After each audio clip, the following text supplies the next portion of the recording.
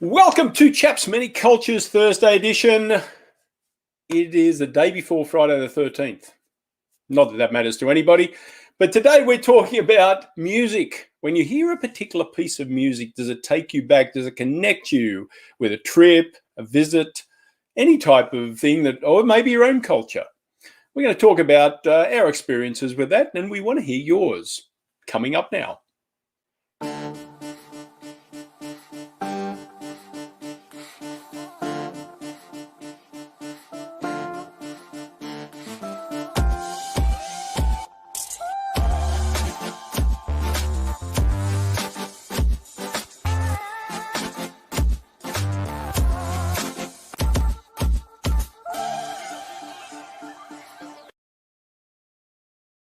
I will say that music reminds me that we're live. We're on. Welcome everybody. Episode, what is it? 94 to Chaps Many Cultures. A musical episode. Expect me to sing. No, you won't. No. No, you don't want that. We didn't actually write that disclaimer. That was missing. No. I was not blessed with musical talent, even though my parents had high hopes. In my culture, it is a sign of social accomplishment. You become a full citizen of German society if you play an instrument, and maybe if you display that in front of a small or not so small audience. So my parents, like many other parents who were expecting our family to climb the social rungs, sent me to music class, and it was painful for me and for those who had to listen. So in true German fashion, we continued the experiment. Hey, if daddy fails, let's see if the daughters can do better. So both of our daughters learned how to play the violin, and they did much better than daddy. So I think the musical talent skipped me. It went from my dad to my kids, and I'm not a good musician. What is it like for you, Brett? That's the 𝙏𝙬𝙤 𝘾𝙝𝙬 I would suspect. That sounds familiar. I don't know. What is that? That's the Bavarian. Oh, I don't know what that is. I should look that up. But this is Bavarian folk music. I can imagine that's exactly how I would imagine your childhood growing up with all the accoutrements that come with that music.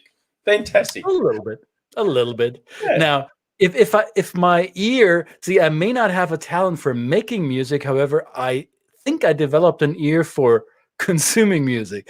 And some of you may know this, and you may have heard this on a previous episode. I used to work in the music business for many years.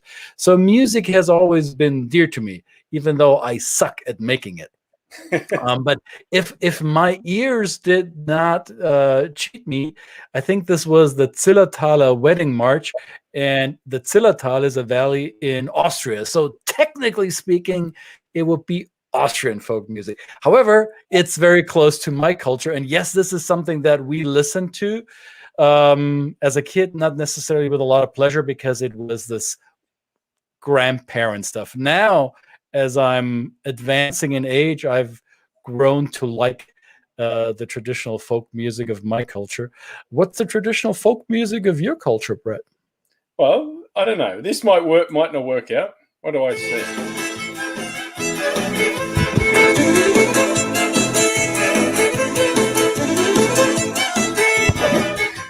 Is this Polish or is this Australian? No, that's Australian. That's Polish. That's actually, I think it is. This is 𝙒𝙬𝙤. This is Highlander music, which is not a particular style of music in Poland, which I'd only discovered after I married a Polish girl. That they have this Polish Highlander music, which is not so much the music itself; it's the style of singing. Especially the women, they have this. It's almost it's hard to describe. but a wonderful ability to throw their voices over a long distance, which was needed, obviously, in the Highlands.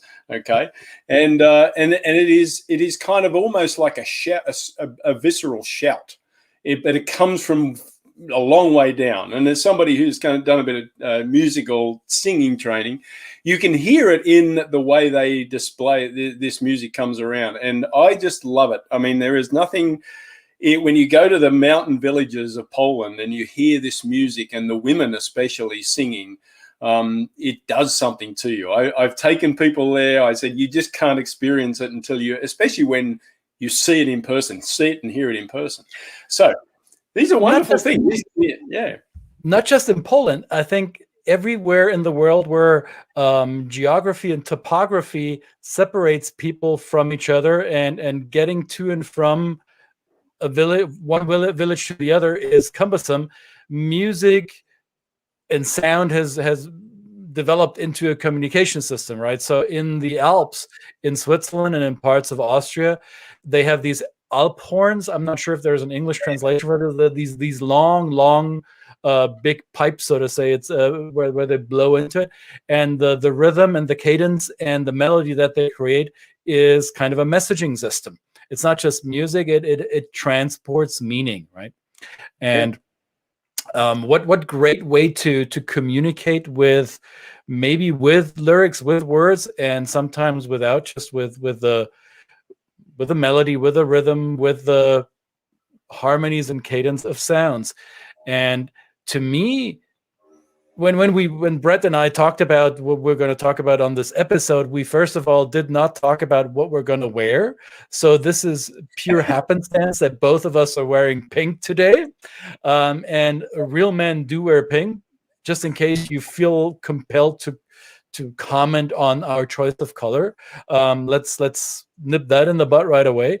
And no, we're not an old married couple who, as we spend so much time together, we just show up dressed the same way. No, that's not what it is. It is pure accident, happenstance. So when we discussed this, it came to my mind that when I was growing up as a preteen, even listening to music was often connected to music outside of my culture. So I grew up in Germany in the 70s and 80s, and German music with German lyrics was present. However, it was not what we as kids decided to be cool. That was what the parents and grandparents listened to. So yeah, no. So we listened to the music of the cultures that came to Germany after the war. So mostly Anglo-Saxon, a little bit of French culture that were the occupying forces in Germany, and the pop culture that Americans and the British brought in strongly influenced our taste in music. So I grew up with British and American popular music, and not so much with German popular music at first. So music for me was always not only an escapism from the dreariness or the dislike of my parents and grandparents stuff. It was also a window, peeking into a window, a crack in the door, so to say, of another culture. So music, I didn't understand this at that age, but it was clear to me on an emotional level that music is a gateway to exploring other cultures. What was the first culture outside of your native Australian culture that you felt drawn to through its music? Do you remember? That's an interesting question. I think growing of course, the best decade in the world for music was the 80s, and I know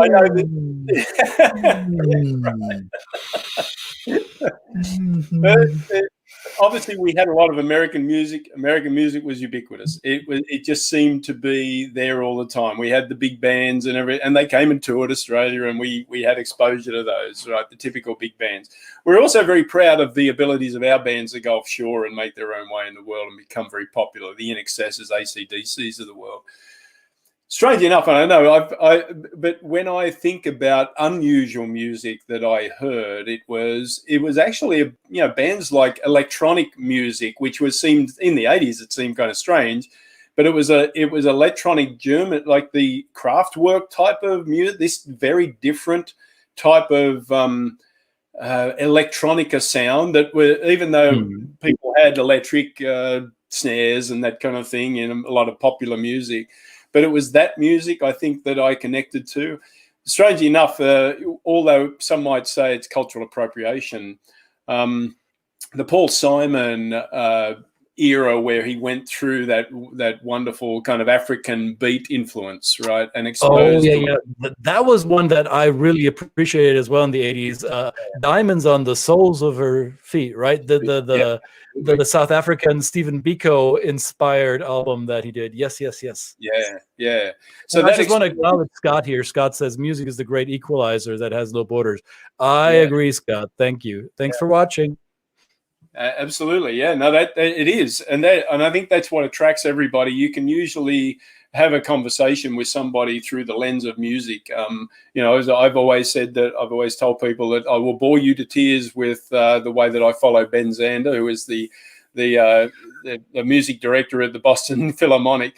But he actively does this, and he uses classical music to connect people across cultures, and it's not so much that they recognize the music. He actually brings in the influence of the composer and their national heritage, and says, the Schuberts of the world wrote in this way because they lived at this time and they had these experiences. The Chopin had that experience of leaving home Poland and being in France and trying to be accepted and not going home. And Bach, and then you have the Russian classic composers and things like this. So these are great. That's a great point. Is that it is an equalizer. It's something that it's the same 88 notes on every piano in the world, right?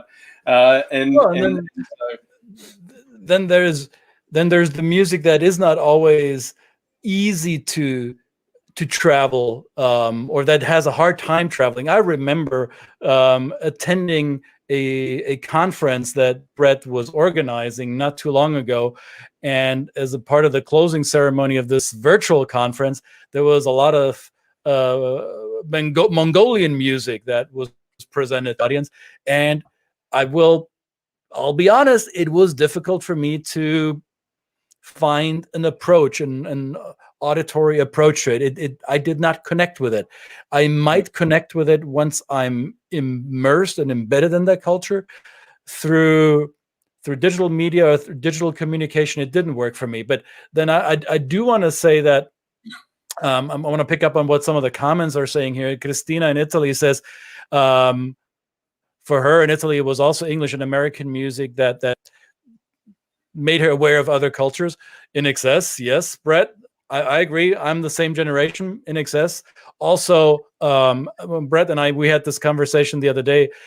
I rediscovered my appreciation for another Aussie musician, Nick Cave and the Bad Seeds. I almost forgot about how much I loved him in the 90s. And now I watched a TV program the other day and there was his song and they're like, oh man, I need to go back to my collection. Right. Christina also says Bob Marley or I would say reggae music in general for bringing to my awareness social injustice expressed in music, right? Hip hop music, African American music, whether it be jazz or blues, that was brought to European and white ears, not originally through the black musicians, but through the white musicians who co-opted it, or some might say culturally appropriated it. I would argue bands like Led Zeppelin, Cream, the Rolling Stones, they adopted blues music and gave it a voice outside of the African American community, and they didn't steal it. They acknowledged the roots from which they were raised, so to say. So music can also transcend not only national cultures and languages, they can also transcend socioeconomic, social silos or historic silos, if you will. I think the point about the hip hop music and the blues music and things like that was it had a lot of message in it. It had a lot of communication. Back to the slave times, those great spirituals that were sung were a way for the people to process what was happening to them, and to communicate and to pass these stories on, because they weren't allowed to get educated through reading and writing. So what better way, right? As Scott says, the music is a great equalizer. So what other way can you carry on the music, the story of the generations that are going to come after you, through producing music that tells those stories? Because that's something that is deeply embedded in our memory. I shared a image or a video the other day of a classical ballerina who was well into her dotage, and was a class and had suffered from Alzheimer's. Now, somebody played Swan Lake for her, and even though she's lost all the most of her cognizant ability, as soon as she heard that music, she started to do the actual movements of Swan Lake. And they overlaid a video of her doing it, and the movements were the same. It became such a great way to connect her with something that she knew, even though she had no other cognizant. I think I don't know anything about the brain, the part about the brain that's operating here, but I know for myself, just as when you brought up this topic, I said this is exactly a great topic, because it shows how deeply embedded non-tangible, like reading and writing and things like that, are to our experience. And you asked about what was the one about the Australian music. Think of the didgeridoo. When people hear the didgeridoo, they immediately think of Australia. I mean, a lot of people in this world would immediately connect that. Now, that's essentially not a musical instrument. It's an instrument that was designed to be part of of other noise-making paraphernalia, to tell a story, to pass on a story, because Australian Aborigines didn't have written language. All they had was oral communication, and they did it not only through storytelling, but also through dance. And that dance had to be accompanied by, in this case, the didgeridoo, which can create animal sounds so it's amazing what music can do. It really is. And a lot of, and I can only say this from a European perspective, I had never heard of the didgeridoo. It was not an instrument that was popularized or was brought to my awareness. And it was through maybe watching a documentary here and there that I became aware of it. But overall, in the music context, it rose to popularity through a band, again in the 90s, from the UK called 𝙤𝙬𝙤, who used in their, I think, first two albums, they used the didgeridoo as part of the arrangement of their song. So the intro to one of the most popular 𝙤𝙬𝙤 songs is the didgeridoo. And people are like, oh, what is this unique sound? I've never heard this, at least not in this pop cultural context. So music may be accused of cultural appropriation here and there. However, it is not as charged. It is not as, it's not like dress or language or skin color that can be misconstrued. It is sounds. And I have to come back to Scott. He's pretty much spot on. He says it's a great equalizer, because absolutely. It appears that across cultures we are much more accepting of music being the bridge builder between that what may separate us, right? So I'm curious, as you watch this live right now, or live recorded as you watch it later, it will be right now for you then, what are some of the musical memories you have that are not from your native culture that triggered your interest in another culture? I want to honor Christina here. She's in Italy. So I remember listening to Italian pop music in the 70s and 80s when we traveled in the summer to Italian beaches. It was the Ricchi e Poveri, and it was the, I don't know, the Eros Ramazzottis of their time, and Giovanotti. I remember Giovanotti. So those were Italian artists that brought Italy closer to me, right? So right in the chat box, let us know what was some of the music from other cultures that triggered your interest in finding out more about who are these people creating that beautiful sound? Absolutely. And speaking of Italian, the other thing, if you like opera and it's your sort of thing, I think that you can listen to anything by Placido Domingo, I mean, it just Pavarotti. Every now and again, operettas, right? So, yeah. I mean, I just think that if I'm kind of having a bad day or something, I'm not feeling it, I'll just click on a YouTube video of Nessun Dorma, and to get you even sadder, to get you into an even more depressed mood, or does it uplift you? No, it's Nessun Dorma means I will survive. This is it is that's so heavy. Yeah. Well, see, that's how music evokes different emotions for different people. Absolutely, but it's heavy. One might say it's heavy, but it's a fairly short piece. And I love singing. It's a challenging piece. I love to sing it. That's the other thing. Sometimes I'll even, in the quiet of my own company, will throw on a YouTube channel with a karaoke and sing along to it. Right? See if I can actually without maybe and I probably don't do my voice any favors by not doing any exercises and preparing it, but just throwing myself into it. But it is.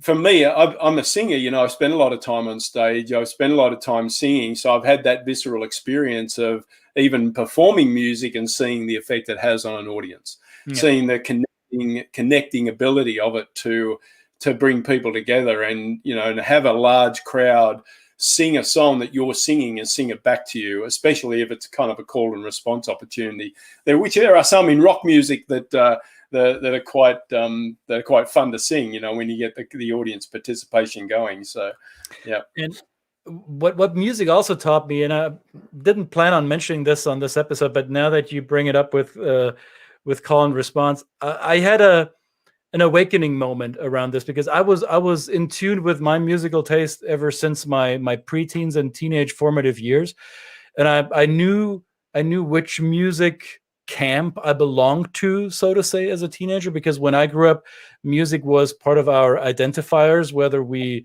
get along with each other or not, if we have a musical taste that aligns at some level. And I came to the United States, to northwestern Minnesota, as an exchange student in 1988. And one of the questions that kids asked me in high school was, "Hey, Christian, what kind of music do you like?" Fair question. I was happy that they would ask. And then I listed my favorite artists of that time. And they looked at me, and mind you, northwestern Minnesota, very white, not very diverse. And the statement was, and I quote verbatim, "Well, Christian, that's all black music." To which my response was, "Oh, okay, I didn't understand or didn't know that we're talking about the skin color of the music that we like, but yeah, maybe that, I haven't given it any thought, but maybe that's what it is." And they said, "Well, don't you like any of," and then they went through their list, which was a lot of white music. And I was 17, and I thought, I go to the country that produces all of this music that I like so much. And back then, like I am to this day, I'm a huge fan of Prince. And I thought, I'm coming to Minnesota, the home state of Prince, the purple one. And I was really, really flabbergasted by this response about black music and white music. Up until this point, I was not aware that race played such an instrumental role in US society, and that even our musical tastes may be affected by it. And in came I, the white kid from abroad, bringing in apparently a black taste in music with him, which didn't help me build rapport with some of the fellow students, but it also taught me a lesson about how culture perceives music, and how it sometimes is an equalizer, and sometimes it's an identifier that is hard to shake. Yeah. So let's let that sink in. I still want to hear from you guys. I want to hear from from you. What is your favorite music from other cultures? Post it in the chat box. Send us an email. We're going to continue this topic loosely in the future because I think, Brett, do you agree? Music is a topic that we can talk about until the cows come home with their cowbells. We need more cowbell. More cowbell. I knew you were going to work that in. I knew you were going to work that in somehow. We need more cowbell. That's what it is. Okay, and for those of you who have no idea what that means, Google it. I rather YouTube it. YouTube it. We need more. YouTube it. Yes. Christina says in Italy back in the 50s and 60s, they liked to take on English sounding names. Little Tony. Yeah. That is true. I remember that. See? Yeah. Cultural appropriation, if you will. All right, I'm not going to sing a goodbye song, but we have an outro tune that may guide us out of this episode, unless there is one more pressing thought on your mind, Brett. No, I'm done. I think we should explore this. We've got many potential guests in our network and beyond it. And if you'd like to come on and talk about your particular interest in music, then you are more than welcome. The invitation is open. Come and join us. See y'all tomorrow. Thank you.